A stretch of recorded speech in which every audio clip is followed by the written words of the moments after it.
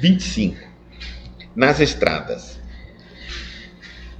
Jesus disse no Evangelho de Marcos, capítulo 4, versículo 15: E os que estão junto do caminho são aqueles em que a palavra é semeada, mas tendo-a eles ouvido, vem logo Satanás e tira a palavra que neles foi semeada. Jesus é o nosso caminho permanente para o divino amor. Junto dele seguem, esperançosos, todos os espíritos de boa vontade, aderentes, sinceros ao roteiro santificador. Dessa via bendita e eterna procedem as sementes da luz celestial para os homens comuns. Faz-se imprescindível muita observação das criaturas para que o tesouro não lhe passe despercebido. A semente santificante virá sempre entre as mais variadas criaturas. Qual corre ao vento generoso que espalha entre as plantas os princípios de vida, espontaneamente. A bondade invisível distribui com todos os corações a oportunidade de acesso à senda do amor. Quase sempre a centelha divina aparece nos acontecimentos vulgares de cada dia, num livro, numa particularidade insignificante do trabalho, na prestimosa observação de um amigo.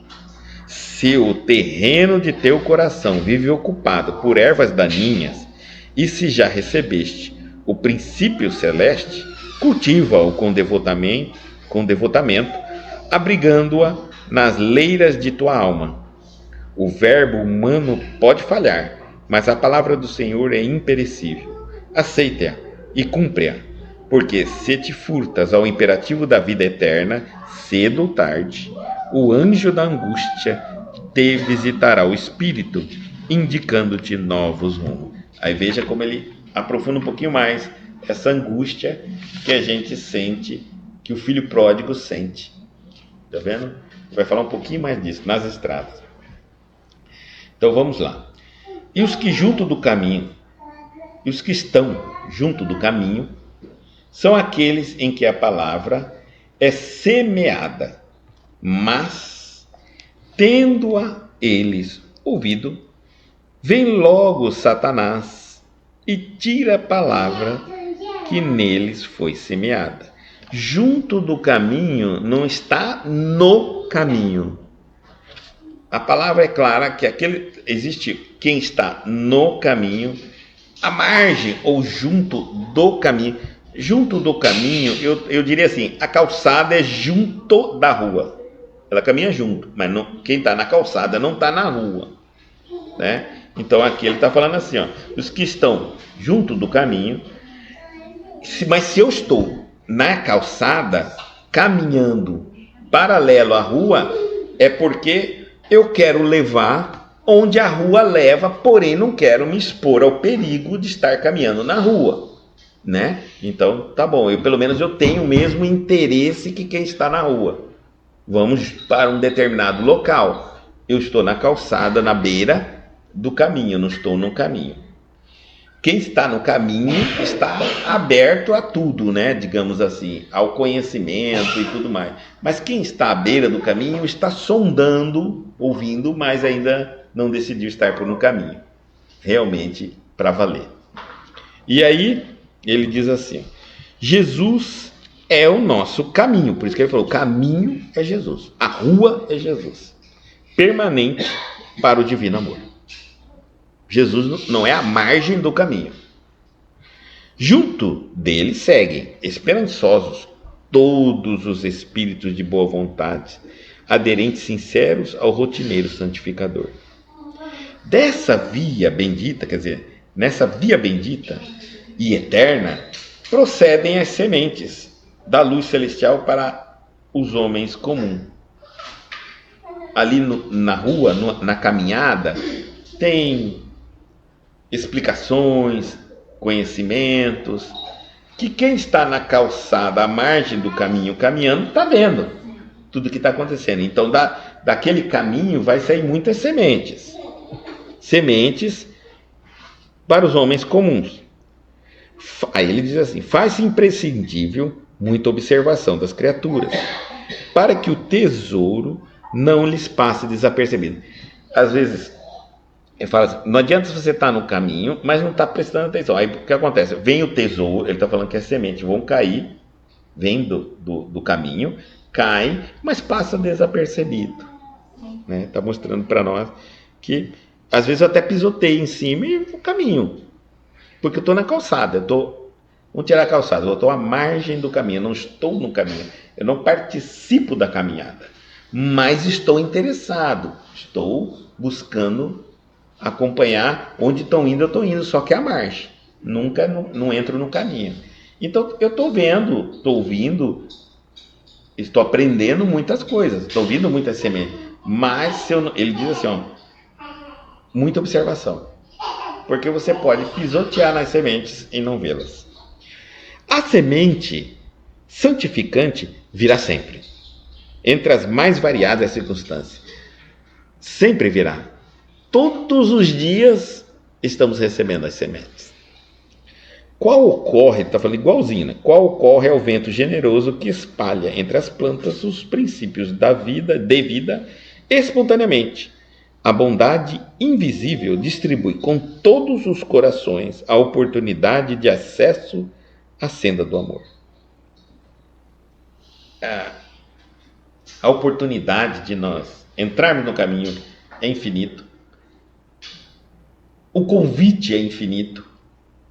E hoje em dia nós estamos no nosso século 21, nós estamos num momento que dificilmente alguém já não ouviu uma vozinha do convite do Cristo no fundo do coração da alma dizendo, né, para que está na hora de caminhar, as coisas não tão fácil, não serão mais iguais, nada o que está hoje vai continuar igual, né? Então esse convite a buscar nos fortalecer, ampliar o nosso entendimento, compreensão, para conseguir enxergar a nova realidade, senão nós não vamos conseguir caminhar. E aí ele diz assim, quase sempre a centelha divina aparece nos acontecimentos vulgares de cada dia. Nós temos uma coisa de que a gente quer sempre fenômenos. Eu, às vezes, estou numa religião buscando um fenômeno, quero, num determinado momento na minha casa, ver fenômeno, tudo eu quero fenômeno. E ele está falando claro, a semente, a centelha divina, aparece nos acontecimentos vulgares de cada dia. Coisa simples, coisa rotineira, coisas que muitas vezes nós nem percebemos. Aí ele mostra assim, ele coloca um exemplo. Num livro, o livro que você pega para ler, às vezes cai a lição que vai te apaziguar o coração, a tranquilidade, que você estava em dúvida, que você estava buscando uma resposta, você pega um livro e abre, e no texto você encontra aquela resposta. É a semente divina. Mas por que você encontrou a resposta? Porque você está à margem do caminho e foi atrás dela, buscando uma resposta. Você estava com uma dúvida, estava com uma questão, estava com, sei lá. E aí você foi e pegou um livro, você não ficou parado. Você não ficou distraído. Porque se você ficasse distraído, você teria entrado na peça do seu quarto e não ter se tocado que você tem um livro ali. Por que não ler o livro? E de repente você se tocou que você está atento. Foi uma semente que caiu. Numa particularidade insignificante do trabalho. Às vezes no meu trabalho, na minha rotina, naquilo que eu faço tanto em casa quanto na vida profissional, acontece algo que eu vejo, falo, meu Deus, isso aqui é uma resposta. Quer ver uma coisa muito simples? Uma coisa que nos busca muito a gente entender na limpeza da casa é a constância. Se eu não tiver uma constância, limpar uma casa não é um ato único. Então, por que eu quero coisas na vida que eu faço apenas uma vez? Se até para limpar a nossa casa a gente tem que limpar, por exemplo, toda semana, todo dia, repetidas vezes, enquanto tiver casa. E isso é natural na nossa cabeça. Tá certo? E então eu já faço um plano, se eu não tenho condições mais de limpar a casa, já tenho uma debilidade, eu tenho uma doença, eu tenho alguma coisa, aí eu já começo até para fazer um planejamento de vida assim, ó, quero uma casa menor, porque aí vai me dar menos trabalho. Olha como nós somos. E é natural nós pensarmos que a casa tem que ser feita. Então, por isso que ele está falando que no trabalho, numa atividade particularmente insignificante.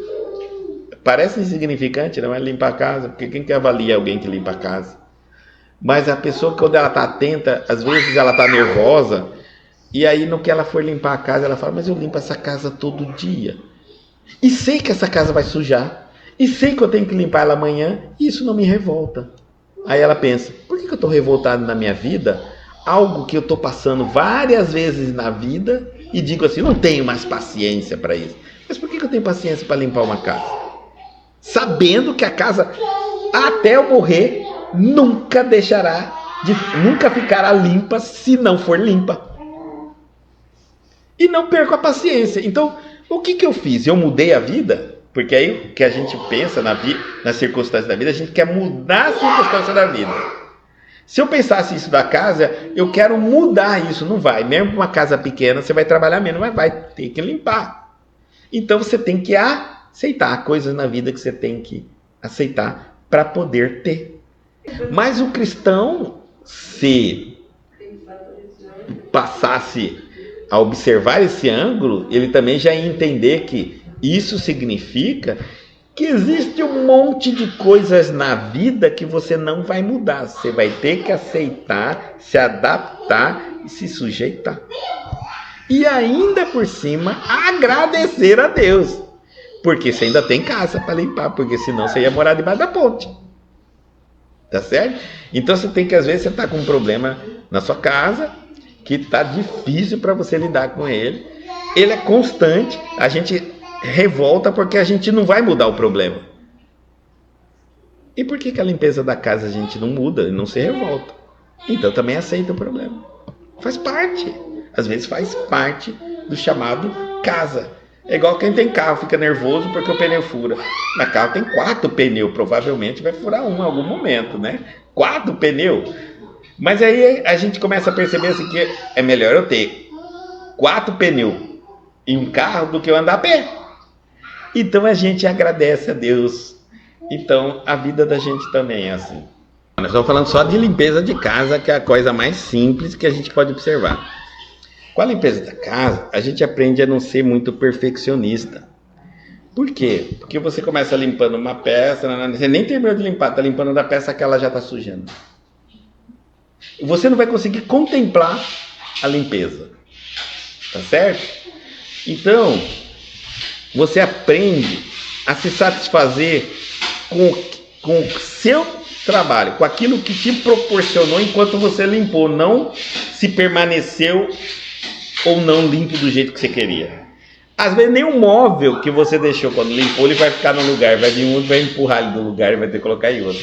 Então, é assim, quando eu aprendo isso na casa, a desprender-me depois de que eu fiz o que eu podia, como eu gostaria, e me dei ali o máximo, treinei esse desapego, estou saindo daqui dessa peça, vou para outra peça, pronto, eu fiz, é a minha consciência, está desapegado, está entregue, eu não fiz para mim, eu fiz para fazer, para todo mundo, pronto, aí vai vir alguém, vai desorganizar a peça ali, está feito, mas eu fiz, está tranquilo, meu papel, né?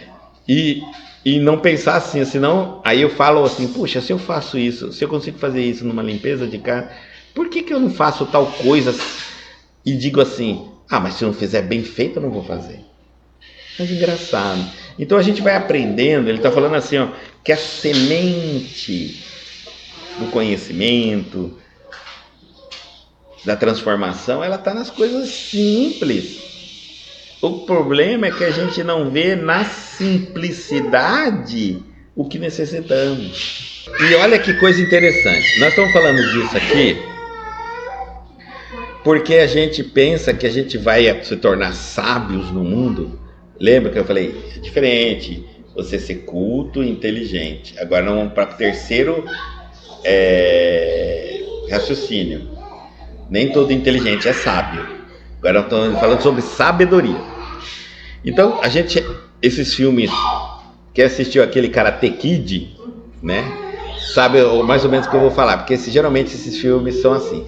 Tem um mestre e um discípulo. O mestre que sabe tudo de Kung Fu, de luta marcial lá, e tem o seu discípulo que quer aprender. Ele pensa que ele vai chegar aprendendo golpes com o mestre. O que o mestre no filme mostra? Que se você não aprender com as coisas simples, lavando um carro com a esquerda, depois com a direita, você não vai aprender artes marciais. Tira casaco, põe casaco, coisas simples.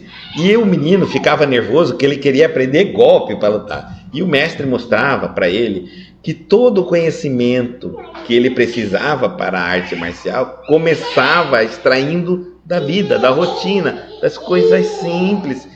Porque nós já queremos sempre aprender diferente. Não, tira dali. Porque você vai aprender a se tornar sábio. Sábio é diferente do inteligente. O sábio é aquele que nas pequenas coisas ele tira grandes ensinamentos. O sábio, ele não aprende somente como intelectual com os outros. Ele aprende da fonte direto do conhecimento. Ele aprende através da meditação, da reflexão, da observação. Esse é o sábio. O sábio é aquele que ele pensa num determinado assunto diversas vezes até ele encontrar uma resposta. Depois que ele encontra uma resposta, se ele tiver em dúvida, ele pesquisa se alguém fala a mesma coisa da resposta que ele concluiu. Já não, o intelectual é aquele que ele tem uma dúvida e vai atrás do que os outros falam para tirar a dúvida dele. Então ele começou a ser... O intelectual eu falo que é um gravador, um CD gravado, que fica dizendo tudo que os outros falam. E o inteligente é aquele que sabe onde usar, como usar o conhecimento que ele detém. O sábio muitas vezes não tem acesso a fonte nenhuma de conhecimento, nem para ferir os seus pensamentos. Mas, no entanto, ele tem pensamentos mais avançados do que os locais onde tem muita gente inteligente e muita gente intelectual. Mais avançado. Certo? Então, por isso, numa particularidade significante do trabalho. Na prestimosa observação de um amigo. Quando um amigo chega para você e te dá uma opinião, te aponta um erro, te diz toma cuidado, te chama atenção, te acrescenta, você fez uma determinada conclusão, ele fala, é isso mesmo, mas ainda tem mais isso. Então ele também te acrescenta alguma coisa. Às vezes esse amigo é usado pelo teu benfeitor, porque como você não ouve direto o teu benfeitor, então ele vai, através do teu amigo, vai ser influenciado para te dizer aquilo que você precisa. Olha, mas aqui existe uma coisa bem clara assim, ó. Não é que o seu amigo vai ouvir o seu benfeitor, porque se ele ouvisse o seu benfeitor, ele seria médio. Naturalmente, o benfeitor seu vai conversar com o benfeitor desse teu amigo, e o benfeitor do teu amigo que tem contato direto com você vai te passar a informação. Entenderam, né? É mais fácil o seu benfeitor com você do que o benfeitor dos outros com você. O benfeitor dos outros tem que ter uma mediunidade, mas o seu benfeitor você já tem uma afinidade, inclusive energética, tá certo? Então, ele vai coloca aquela pessoa no seu caminho, no momento que você precisa, para te auxiliar naquele determinado problema. Pronto. Bom, se eu estou falando isso, aí você fala, tá, por isso que muitas vezes alguém aparece, ajuda a gente, ensina, explica, acalma e depois, pronto, já foi. Legal, né? Bacana. Agora eu vou te dar uma notícia ruim. O mal faz isso também. E muito mais vezes do que o bem. Mas muito mais vezes do que o bem. O mal coloca uma pessoa no seu caminho que você encontra com ela todo dia, mas naquele dia você não pode ver a cara dela, não pode ouvir a voz dela. Já pararam para pensar? Da briga, da discussão, das desavenças. Depois passa. Vocês já viram? Você já viu aquelas sensações que você tem? Uma pessoa que de repente você irritou, não suporta. Há pessoas que chegam a confessar assim: olha, Guto, eu estou num período que eu estou com uma irritação com determinada pessoa. Às vezes é do local do trabalho, às vezes é um familiar, que a gente convive todo dia. Todo dia a gente convive. E se eu falar para vocês que eu tenho motivo para ficar assim, eu não tenho. Não tenho nenhum motivo, nós não discutimos, nós não brigamos, às vezes nem encontrou. Às vezes ele saiu, né, foi sei lá onde, viajou, voltou. Desde o dia que ele chegou, eu não estou aguentando olhar para a cara dessa pessoa. E fico irritado com essa pessoa. Ela é do jeito que ela é. E eu ainda estou acordado, lúcido, né? Porque eu estou vendo que isso não está normal. Esse é o trabalho dos obsessores.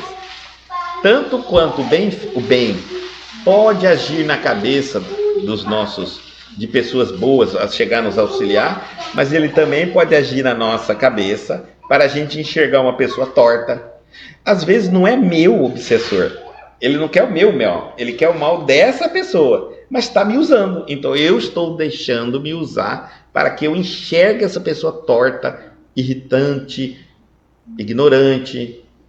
E depois passa, quando ele também larga disso. São o obsessor dessas pessoas. É muito natural. Divaldo Franco, Chico Xavier, que vivia auxiliando as pessoas, ou seja, se mete na vida das pessoas, né? Então, que interfere na vida de muitas pessoas, que ganham muitos amigos, mas ganham muitos inimigos. Cada um de nós temos inimigos. E quem nos ajuda, esses meus inimigos se tornam inimigo deles. Então, é muito natural que essas pessoas, num determinado momento, começam a atacar essas figuras. Uma multidão. Entendeu? Porque, imagina, você tem uma nuvem de inimigos porque você ajudou muitas pessoas. Esses inimigos começam a influenciar uma multidão de pessoas. De repente vem um ataque gigantesco contra a sua personalidade. É natural. Assim, quando alguém, por exemplo, que vai fazer um trabalho bonito na nossa sociedade, é atacado por milhares. Mas, gente do céu, o que está acontecendo aqui? E de repente, quando desaparece esse ataque, aquela pessoa vai fazer o trabalho que tinha que fazer. Porque existem duas coisas: ou eles tentam destruir, ou eles tentam retardar. Hoje, a espiritualidade quer mais retardar, porque destruir está sendo quase impossível, né? Eles já sabem disso, mas retardar é a primeira ordem deles. Ou seja, o que deveria ser feito rapidamente vai levar mais tempo para ser feito. A ideia é que desistam na intenção, no cansaço e vençam. Porque se deixar, a coisa vai ser maravilhosa. Tá certo? Porque às vezes não ataca a pessoa, né? Vai atacar os que estão próximos dessa pessoa. Ou seja, quem está mais susceptível. O que é susceptível? É quem está aberto a esse tipo de influência. Porque quem não está aberto já imediatamente vai falar: vou parar com isso. Por exemplo, veja só. Judas, né? Eram 12. Foi escolhido por Jesus. Jesus errou na escolha de Judas? Não, de maneira nenhuma. Ele era muito experiente. Era uma pessoa inteligentíssima. O problema é que ele se deixou levar por um processo obsessivo coletivo. O que fez na cabeça dele? Convenceu ele, e por isso que Judas era entre os 12. É natural que alguém da nossa família tem que ser ligado a nós. Não acredita que vai aparecer uma pessoa do nada, vai vir contra você. Isso é difícil acontecer. Isso vai mais pela internet. Se você demonstra a sua imagem e tudo mais, né? Pelo seu trabalho. Mas o natural é acontecer aquele que come contigo no mesmo prato. Compreenderam? Essa é a mensagem da mesa. Então Judas divide o prato com Jesus. Ele diz assim: a um de vós há de me trair. Quem, Senhor? Aquele que dividir o mesmo prato. Aí ele pega um pão e molha, né? E tira. Imediatamente Judas vai lá, pega o pão e molha o mesmo prato dele. Aí ele olha para Judas e diz: faça o que tem que ser feito, mas faça rápido. Entendeu? Porque ele já estava convencido em prejudicar a Jesus. Só que ele não via que era prejudicar. Porque o mal, gente, quando ele manipula a cabeça da pessoa, a pessoa acha que está certa.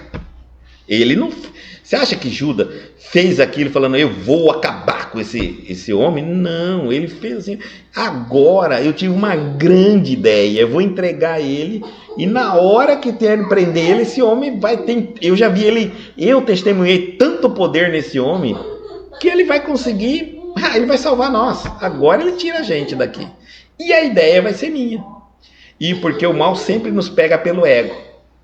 Ele sempre sugere-nos algo e diz que se der certo isso, eu vou ganhar o título do autor, de autor daquela ou boa obra. Aí eu vou mesmo, aí eu desembesto e não tem quem me segura. Então é muito natural que a gente pode ser influenciado pelo mal num convívio familiar, e normalmente aquele parente que está nos fazendo mal, ele não pensa que ele está fazendo mal, não. Ele pensa que está fazendo bem. A gente vai perceber que é mal porque ele fala mentiras, ele profere mentiras, ele fala maledicências, porque o mal não tem. Como que a gente sabe que é mal, o que é certo e o que não é certo? O certo é verdade. O mal cria teorias, sustentam inverdades para conseguir concluir o objetivo deles. Então, é natural que a gente vai ser perseguido, por isso que eu falo, não, cristão não tem jeito, gente. Cristão que fala para mim que não foi perseguido, você não é cristão, não.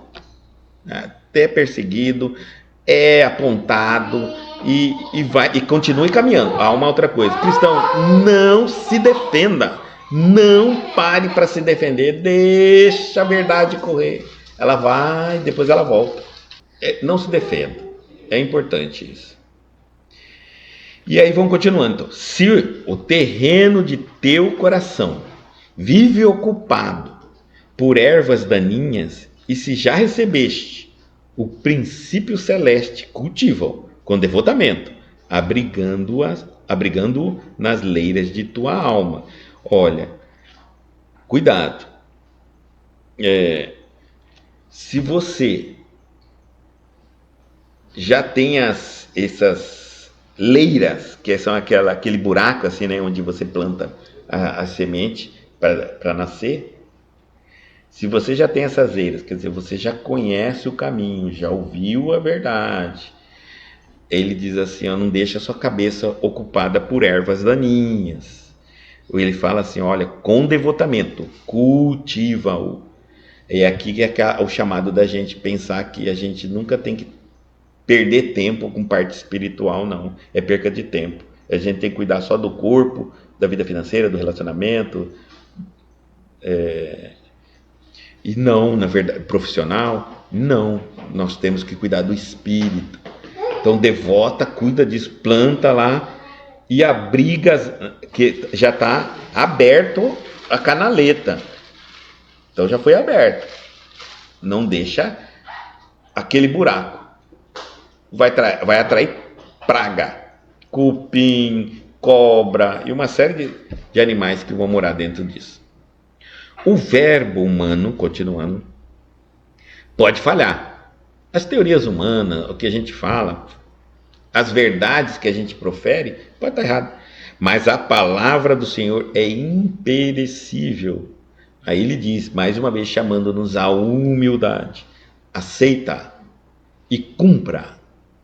Aceita, submete, tá? Cumpra, porque se te furtas ao imperativo da vida eterna, olha, se você ficar fugindo das regras, das leis, do que é e não vai mudar, cedo ou tarde, o anjo da angústia Por que angústia? Lembra? Porque no capítulo anterior, o filho pródigo, o que ele sentia? Falta de paz. Porque ele sabia que ele estava longe de algo que ele podia alcançar, que era a casa do pai. Ele que não está lá. Nós sentimos essa angústia, porque é nós que estamos renunciando de livre e espontânea vontade à verdade do Cristo, os ensinamentos. É nós, ninguém está nos obrigando, ninguém está nos perseguindo. Então, cedo ou tarde o anjo da angústia te visitará o espírito, indicando-te novos rumos. A angústia vai te visitar, mas não é castigo de Deus, pelo amor de Deus. Não existe castigo de Deus, não existe. Então, por que a angústia te visita? Primeiro, que você se sentindo um filho pródigo, puxa, eu tenho capacidade de seguir Jesus, eu tenho capacidade, eu não sigo por escolha própria, uma opinião, um livre-arbítrio, e não encontro paz.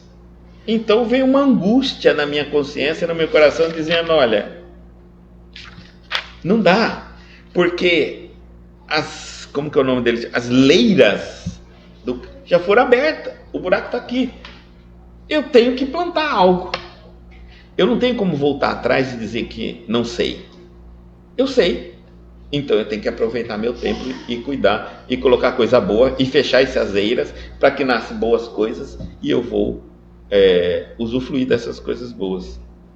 E só acontece isso.